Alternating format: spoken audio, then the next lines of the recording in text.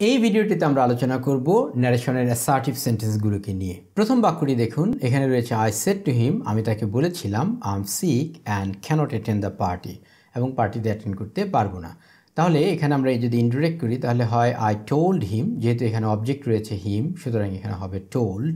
আমরা যদি অবজেক্ট থাকি তাহলে আমরা টোল্ড ব্যবহার করি, অবজেক্ট না থাকলে সেড ব্যবহার করি। আরেকটা ব্যাপার লক্ষণীয়, সেটা হচ্ছে টোল্ডের পরে কিন্তু আমরা টু ব্যবহার করি না, সেডের পরে করি কিন্তু টোল্ডের পরে টু ব্যবহার করি না। তারপর অবজেক্ট হলো, কমা উঠে যে দ্যাট হলো, এখানে আই সাবজেক্ট, এটা যাবে এই যে সাবজেক্ট আই সেটা অনুযায়ী পরিবর্তন হবে। অর্থাৎ এখানে আই রয়ে গেল, তারপরে এখানে রয়েছে অ্যাম, এটা পরিবর্তন হয়ে হলো ওয়াজ সিক, অ্যান্ড এখানে রয়েছে ক্যানট পরিবর্তন হয়ে হলো কুড নট, কারণ এই যে রিপোর্টিং ভার্ব, এই রিপোর্টিং ভার্বটা পাস্ট হওয়ার কারণে এখানে টেন্সের পরিবর্তন হচ্ছে। সুতরাং কুড নট, তারপরে অ্যাটেন্ড কারণ এটাও মোডাল, সুতরাং এখানে আর ভার্বের পরিবর্তন হলো না। তারপরে যা আছে তাই হলো। আশা করি এই এক্সাম্পলটা আপনারা বুঝতে পেরেছেন। চলুন পরবর্তী এক্সাম্পলটাতে যাওয়া যাক। Rasel said to him, Rasel তাকে বলেছিল I will go to Dhaka tomorrow, আমি আগামীকাল ঢাকা যাব। তাহলে এখানে হবে রাসেল টোল্ড হিম, যেহেতু অবজেক্ট রয়েছে তাই টোল্ড, তারপরে হিম বসালাম, আর এখানে কমা উঠে যে দ্যাট হলো, তারপরে এখানে রয়েছে আই, সাবজেক্ট আছে এখানে রাসেল, সুতরাং রাসেল অনুযায়ী পরিবর্তন হলে আইটা হয়ে গেল হি।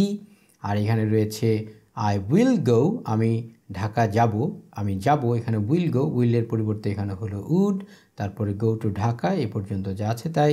টুমোরো, এটার জন্য হলো the following day. He said to me, সে আমাকে বলেছিল you study sincerely and may stand first in the exam, সে আমাকে বলেছিল যে তুমি সিনসিয়ারলি পড়াশোনা করো এবং তুমি হয়তো পরীক্ষাতে ফার্স্ট হবে।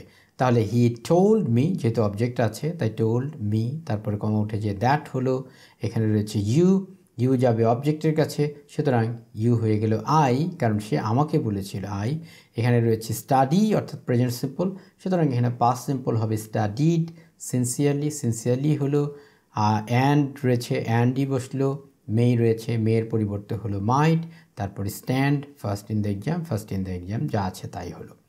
পরের এক্সাম্পলটা দেখুন, the old man said to the girl I know you and your father, তাহলে the old man told the girl, যেহেতু অবজেক্ট রয়েছে তাই টোল্ড হলো, কমা উঠে যে দ্যাট হলো, তারপরে রয়েছে আই, এই আই বলতে বোঝানো হচ্ছে দি ওল্ড ম্যানকে, সুতরাং এখানে হয়ে গেল হি। এখানে রয়েছে নো অর্থাৎ প্রেজেন্ট সিম্পল, এটার পাস্ট সিম্পল হবে নিউ। এখন এখানে রয়েছে ইউ, এই ইউটা কিন্তু অবজেক্টিভ ফর্ম। এটা কি করে বুঝলাম যেটা অবজেক্টিভ ফর্ম? এখানে দেখুন সাবজেক্ট রয়েছে আই, তারপরে ভার্ব রয়েছে নো, আর ইউ এটা হলো অবজেক্টের জায়গায় রয়েছে, সুতরাং এটা অবজেক্টিভ ফর্ম। এখানেও তাই আমাদের অবজেক্টিভ ফর্ম ব্যবহার করতে হবে হার। অ্যান্ড ইয়োর ফাদার, এখানে ইয়োরটা আবার পজেসিভ ফর্ম, সুতরাং এখানে হবে হার ফাদার।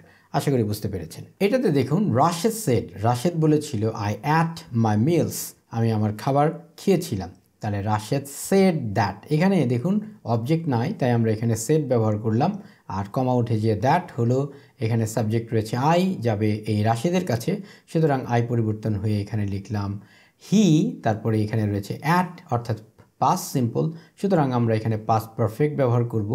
হ্যাড নিয়ম অনুযায়ী হ্যাড হলো, আর ভার্বের past participle form it at eaten, সুতরাং এখানে ইটেন হলো, এখানে রয়েছে মাই মিলস, এটা পরিবর্তন হয়ে গেল হলো এখানে হিস মিলস।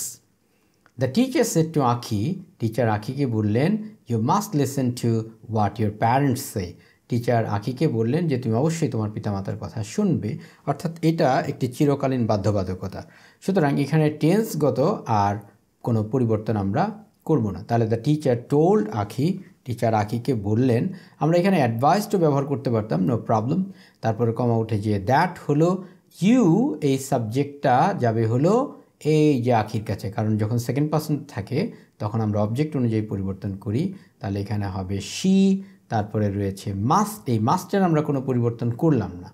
ইউজুয়ালি মাস্টার আমরা পরিবর্তন করি, মাস্ট থাকলে আমরা হ্যাড টু ব্যবহার করি, কিন্তু এখানে যেহেতু চিরকালীন বাধ্যবাধকতা অথবা দৃঢ় কোনো অনুমান যদি হয় সেক্ষেত্রে আমরা মাস্টের পরিবর্তন অনেক সময় করি না, সুতরাং এখানে মাস্টই থেকে গেল। তারপরে listen to what her parents সেই, আরেকটা জিনিস খেয়াল করুন, এখানে রয়েছে সেই অর্থাৎ প্রেজেন্ট, এখানেও কিন্তু আমরা প্রেজেন্টই রেখে দিলাম, কারণ এইটা অনেকটা আপনার সব সময়ের জন্য সত্য একটি কথা, পিতামাতাকে আপনার সম্মান করতে হবে বা তাদের কথা শুনতে হবে। সুতরাং এখানে টেন্সের আর কোনো পরিবর্তন আমরা করলাম না। The girl said, sir I know the answer the question. মেয়েটি বলেছিল, স্যার আমি এই প্রশ্নটার উত্তর জানি। তাহলে দ্য গার্ল সেড রেসপেক্টফুলি, যেহেতু এখানে অবজেক্ট নাই তাই আমরা সেড ব্যবহার করলাম, আর স্যার এর পরিবর্তে আমরা রেসপেক্টফুলি ব্যবহার করলাম। এখানে উইথ রেসপেক্ট অথবা পোলাইটলি ইত্যাদি আমরা ব্যবহার করতে পারতাম। আর কমা উঠে যে দ্যাট হলো, তারপরে এখানে রয়েছে আই মানে হচ্ছে দ্য গার্ল, সুতরাং এখানে হবে শি। তারপরে এখানে রয়েছে নো অর্থাৎ প্রেজেন্ট সিম্পল, সুতরাং এখানে হবে পাস্ট সিম্পল, তার মানে new the answer the question. বাকিটুকু যা আছে তাই রইল। পরেরটা দেখুন, my friend shed to me, আমার বন্ধু আমাকে বলেছিল, I already finished my work, আমি ইতোমধ্যে আমার কাজ করেছি। তাহলে মাই ফ্রেন্ড টোল্ড মি, এবার আবার অবজেক্ট আছে তাই টোল্ড ব্যবহার করলাম। তারপরে মি কমা উঠে যে দ্যাট হলো, আই মানে হচ্ছে মাই ফ্রেন্ড, সুতরাং এখানে হবে হি। এখানে রয়েছে প্রেজেন্ট পারফেক্ট, সুতরাং এখানে হবে পাস্ট পারফেক্ট। এখানে আছে হ্যাভ, এখানে হবে হ্যাড। তারপরে অলরেডি যা আছে তাই হলো। ফিনিশড এখানেও যা আছে তাই হবে, কারণ উভয় পারফেক্টেই একই রকম ভার্ব ব্যবহৃত হয়। আর এখানে রয়েছে মাই ওয়ার্ক, এটা হয়ে গেল his work. Jamil said to me, জামিল আমাকে বলেছিল, you are not sincere and therefore I do not trust you, সুতরাং আমি তোমাকে বিশ্বাস করি না। তাহলে জামাল টোল্ড মি, জামাল আমাকে বলেছিল, যেহেতু অবজেক্ট আছে তাই টোল্ড, তারপরে মি হলো, তারপরে কমা উঠে যে দ্যাট হলো। এখন ইউ, এই ইউ বলতে কিন্তু আমাকে বোঝানো হয়েছে, সুতরাং এখানে হবে আই। তারপরে ইউ আর নট সিনসিয়ার অর্থাৎ প্রেজেন্ট সিম্পল, এটাকে হবে past simple, I was not sincere and therefore I don't trust you, মানে আই মানে তো জামিল, সুতরাং এখানে হবে হি। আর এখানে আছে প্রেজেন্ট সিম্পল, এটা হবে পাস্ট সিম্পল অর্থাৎ হবে ডিডেন্ট ট্রাস্ট মি। পরের এক্সাম্পলটা দেখুন, the teacher said to the students, teacher স্টুডেন্টকে বলেছিলেন, the more you read the more you learn, অর্থাৎ যত পড়বে ততই শিখবে। তাহলে the teacher told the students, teacher স্টুডেন্টদেরকে বলেছিলেন, যেহেতু অবজেক্ট আছে তাই আমরা টোল্ড ব্যবহার করলাম। ইচ্ছে করলে অ্যাডভাইস ব্যবহার করতে পারতাম, কোনো সমস্যা নেই। তারপরে কমা উঠে গিয়ে দ্যাট হলো। দ্য মোর ইউ বলতে কিন্তু স্টুডেন্টস, সুতরাং এখানে হলো দে। আর রিড যা আছে তাই present simple. The more you learn, the more আর ইউর জায়গায় হয়ে গেল দে। আর এখানে লার্ন যা আছে তাই, কারণ এটা সবসময়ের জন্য সত্য। পরবর্তী ভিডিওতে আমরা ইন্টারোগেটিভ নিয়ে আলোচনা করব, দেখার আমন্ত্রণ রইল। ভালো থাকুন।